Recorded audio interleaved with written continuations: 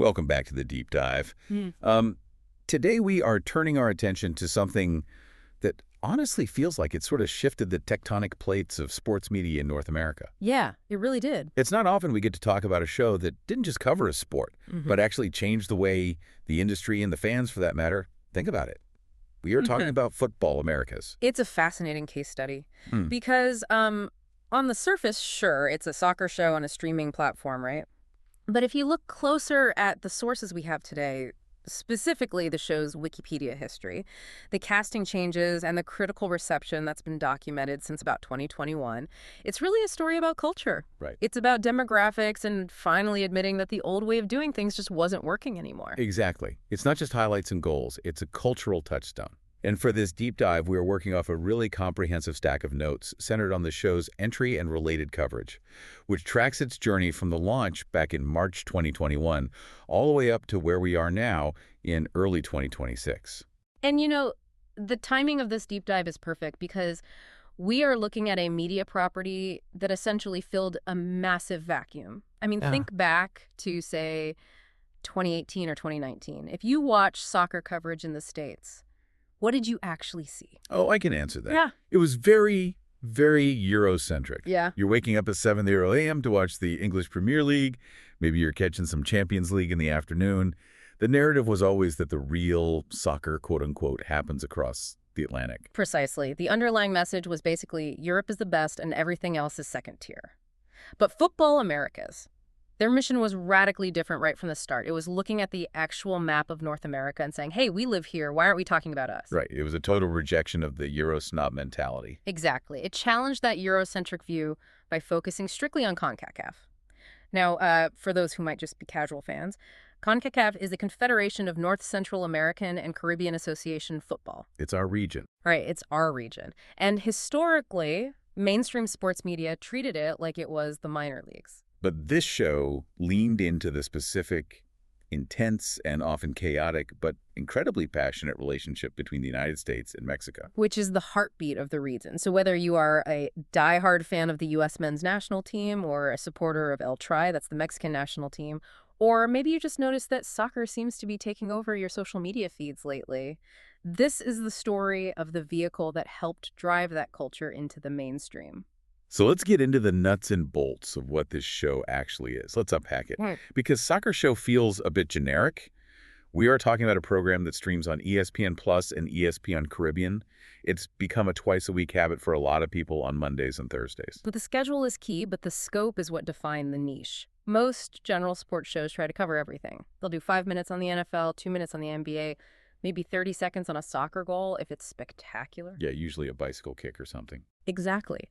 But Fútbol Americas drew a circle around a very specific set of topics, specifically the men's and women's national teams for both the U.S. and Mexico. Which is already a huge amount of ground to cover when you think about the player pools. It is.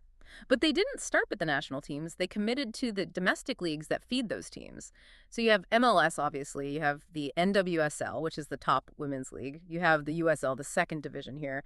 And crucially, you have Liga MX. And that last one is the kicker, right? Because I think a lot of mainstream sports media in the U.S. used to ignore the Mexican league entirely. But looking at our notes here, there's a quote from The Athletic, a very reputable sports journalism outlet that really spells it out. They noted that the show places equal focus on Mexico's top players alongside the Americans. That decision was revolutionary in its own way. It was. And The Athletic acknowledged a fact that honestly still surprises a lot of people. Liga MX is the most watched soccer league in the States. That is the aha moment for the industry right there. For years, executives just assumed the English Premier League was the king. But the data shows that more people in the U.S. are tuning in to watch teams like Club America or Chivas than the English Giants on many weekends. Right. By ignoring Liga MX, previous networks were ignoring the biggest audience. So Fútbol Americas didn't just acknowledge it. They built the entire show around that binational reality. It's seeing the world as it actually is not how traditional executives thought it should be. And it wasn't just about viewership numbers either. It was about the tone. The Athletic praised the show for holding power to account. What does that actually mean in this context? Well, usually if a network pays millions of dollars for broadcast rights, their studio shows tend to be cheerleaders. They want to sell the product. They say everything is great. Look at this amazing goal. Fútbol Americas took a completely different approach. They tapped into an underserved audience, but they didn't treat them with kid gloves. They offered critical analysis. So if the U.S. Federation made a baffling coaching hire, or if the Mexican Federation was mishandling a player situation, they called it out. Exactly. It's not just, look at this game. It's, why is the Federation making this decision? Or why is this player being left out? It's that blend of passion and actual journalism. That builds trust? You know, they aren't just selling you a ticket, they are analyzing the ecosystem. Yeah. Now, I want to talk about the timeline here because the show has evolved significantly. But before we get to the current cast, we have to talk about the original duo. Oh, you absolutely can't tell this story without them. When the show launched on March 8, 2021, it was anchored by Herculez Gomez and Sebastian Salazar. It was such a specific dynamic. You had Herculez Gomez, the former player, and not just any player. He's a guy who played for the U.S. national team but played his club soccer in Mexico. He lived the rivalry. And then you had Sebastian Salazar, the journalist and host, who brought this incredible energy and passion. He wasn't the calm anchor type at all. He was in the trenches with the fans. They built the identity of the show together.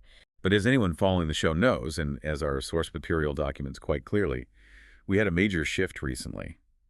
On December 19, 2024, Sebastian Salazar dropped a bombshell. He did. After nearly 4 years, he announced he was stepping away from full-time hosting duties. And the quote he gave, it's in a YouTube video referenced in the notes, was really touching. He simply said, "This was my dream." That feels heavy. This was my dream. You build this thing from the ground up, you define the culture, and then you step back. It implies he felt he'd accomplished the mission. Exactly. It wasn't a failure, it was a graduation. But the show didn't stop. It evolved. And this brings us to the new era we are in now. Following Salazar's departure, Cristina Alexander stepped into that main role. And she wasn't exactly a stranger to the audience? No, she had been part of the network's soccer coverage specifically regarding Mexican soccer for a long time. But taking over the main chair is a big move. We have a note here from ESPN Front Row dated March 14, 2025, so roughly a year ago from where we sit today, discussing Alexander preparing for the NWSL 2025 season. It really solidified her as the face of the franchise alongside Herculez Gomez. It's a smart pivot. You keep the credibility of Gomez, but you bring in Alexander, who is fully bilingual and has deep roots in the Mexican game as well. And as you mentioned, the show has a deep bench. You have Mauricio Pedroza and Alexis Nunez, who have historically filled in. It's a robust ecosystem of talent now.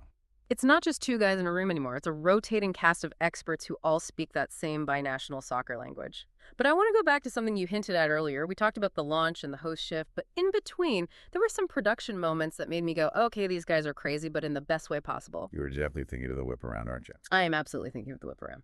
Okay, let me set the scene for the listener, because this is probably my favorite detail in the research. It's May 2022. It's the Lamar Hunt U.S. Open Cup. For those who don't know, this is a tournament that can get, well, messy. Messy is a very polite way to put it. It's the oldest ongoing national soccer competition in the U.S. It involves everyone from amateur pub teams to the top MLS pros. You have games happening in pristine NFL stadiums and games happening on high school fields with questionable lighting. Usually covering that is a logistical nightmare. The fees are different qualities, the timing is unpredictable. But Fútbol Americas decides, let's do a whip-around show. Just jumping live from game to game to game, catching goals as they happen. Which, from a production standpoint, is like trying to juggle chainsaws while riding a unicycle. Right. But the reaction, we have a quote here from USA Today. They said the show achieved something bordering on the impossible. That is high praise, bordering on the impossible. And the best part of the quote is everyone loved it. It captured the chaotic spirit of the sport in this region perfectly. That moment really proved they understood the assignment. They weren't trying to make the U.S. Open Cup look like the polished Champions League in Europe. They embraced the chaos. They said, this is American soccer. It's wild, it's unpredictable, and we are going to show you all of it.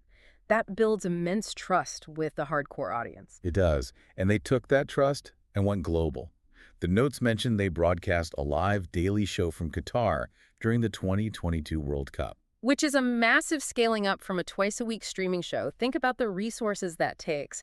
It showed the network had total confidence in them to be the voice of that tournament for the American audience. And the industry noticed, too. It wasn't just fans on Twitter. In 2023, they picked up some hardware, a Silver Telly Award in the general sports category. That validation matters. Awards like the Tellys move the show from cult favorite to industry standard. It signals to advertisers and executives that this quality is real. And by the time they hit the 300th episode, which was November 9, 2023, they were an institution. They filmed that one at the NWSL Championship Media Day in San Diego. And 300 episodes is no joke in the streaming world, where shows get canceled after one season. It speaks to the hunger of the audience. We often hear that attention spans are shrinking, that people only want 15-second clips on TikTok. But if you give people deep, nuanced coverage of the thing they love, they will show up 300 times. Speaking of showing up, let's talk about the expansion. Because apparently one show wasn't enough to contain all this content. This is a crucial part of the story. You can't talk about Futbol Americas today without talking about the spin-off Futbol W. This launched back in July 2024. Right. And again, look at the strategy. They identified that while the main show covered women's soccer, the women's game, specifically the NWSL and the US women's national team, had grown so much it needed its own dedicated real estate. You can't cram it into a segment anymore. It needs its own hour. So Futbol W airs Tuesdays on ESPN Plus Pay Scheme.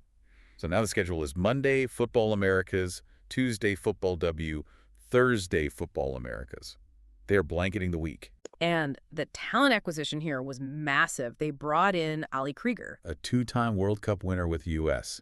You don't get much more credible than that. If you want to understand how a defense works, or the mentality of a champion, having Ali Krieger break down the tape is the gold standard. And here is where the timeline intersects with the host changes we mentioned earlier. When Sebastian Salazar left, it wasn't just the main show that needed steering. Exactly. Cristina Alexander took over hosting duties for both Futbol Americas and Futbol W. So she really became the central hub for this entire soccer coverage universe on the network. That is a heavy workload, but it also creates a nice consistency. You have that familiar voice guiding you through the men's game on Mondays and Thursdays and the women's game on Tuesdays. It creates a cohesive brand. It says this is all part of the same conversation. It prevents the women's show from feeling like a side project. It's integrated into the main flow of the network's soccer identity. Now, we can't do a deep dive on a talk show without looking at the guest list, because ultimately a show is only as good as the people willing to come on it. If you claim to be the voice of the region, the players need to respect you enough to show up. And this is where the power of the show reveals itself. If this were just a small niche blog, they wouldn't be getting the names they're getting. Let's run through the who's who here from our notes. On the men's side, we have Christian Pulisic. Captain America himself. And Pulisic is known for being pretty reserved in interviews. The fact that he comes on the show suggests he feels comfortable that they get it. Then you have Guillermo Ochoa, a Mexican legend. A goalkeeper who has played in 5 World Cups. Javier Chicharito Hernandez, Alphonso Davies, Leon Bailey. These are the biggest names in CONCACAF. And what's fascinating is that list represents the exact binational, or rather multinational, struggle the show covers. You have the face of the U.S. men's national team in Pulisic and the face of El Tri in Ochoa. Getting them both validates that the show is a neutral ground. It's the town square where both sides of the rivalry meet and get treated with equal respect. And on the women's side, it's just as stacked. Alex Morgan, Megan Rapinoe, Lynn Williams, Rose Lavelle. These are global superstars. These are players who transcend the sport entirely. And the notes also mention recurring insights from Julie Foudy. Having someone with her history, a pioneer of the women's game appearing numerous times, elevates the discourse. It connects the current generation to the history of the sport in this country.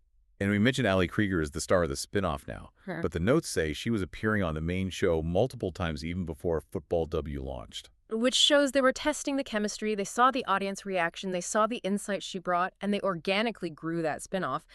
It wasn't forced by a marketing department, it came out of the existing fabric of the show. So when we step back and look at this from the launch in 2021 as a bit of an experiment to the award wins, the casting shifts, and now the spinoffs, it feels like Futbol Americas did something rare. It didn't just cover a sport, it validated a fan base. That is the perfect way to put it. For decades, the American soccer fan, and specifically the fan who loves the domestic game and the rivalry with Mexico, was told, you're not important. The real soccer is in England or Spain. This show said, no, what is happening in Columbus, Ohio, or Mexico City, or San Diego is just as vital, just as dramatic, and just as worthy of primetime analysis. And the numbers and the longevity back that up. They do. It proved that the niche wasn't small, it was just ignored. ignored. There are millions of people who care about this region. Futbol Americas just gave them a clubhouse. So here's where it gets really interesting for you, the listener. We are now in a world where Cristina Alexander is leading this massive franchise covering the NWSL, Liga, MLS, and the national teams. The ecosystem is growing. And with the spinoff, Futbol W firmly established, the coverage is deeper than ever. So here's the question I want to leave you with today. We often talk about mainstream sports media catching up to reality. With Futbol Americas finding this level of success by ignoring the Eurocentric model and focusing intensely on our own backyard, has this niche show actually become the model for the future of American sports media? It's a compelling thought. As audiences fragment, the days of the generic one-size-fits-all sports show might be numbered.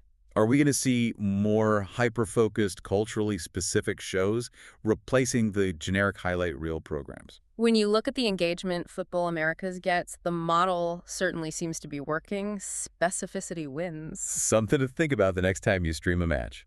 That's it for this deep dive into Futbol Americas. Thanks for listening. A pleasure as always. Keep exploring. We'll catch you next time.